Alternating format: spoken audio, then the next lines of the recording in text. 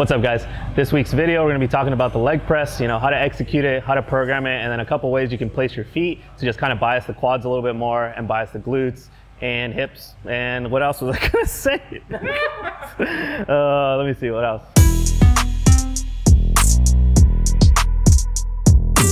We're talking about the leg press. The leg press is gonna be right over here. Tim's already set up for the leg press here for me.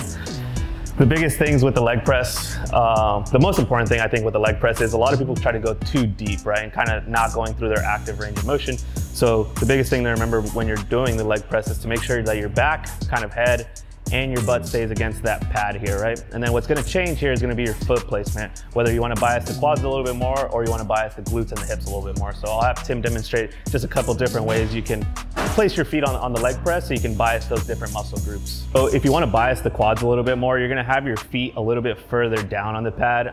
Usually I have people just kind of go hip width. I don't recommend them to go too wide or too narrow. Just kind of hip width is a good start. And then if you want to bias kind of the glutes and the hips a little bit more, you're just going to basically kind of still keep that stance, but you're going to move your feet up a little bit further on that pad there, right? So, and everything else is going to be the same. You're going to make sure to keep that back up against the pad. Good. And then go through your full active range of motion, keeping your butt on the bench. Good. Just like that.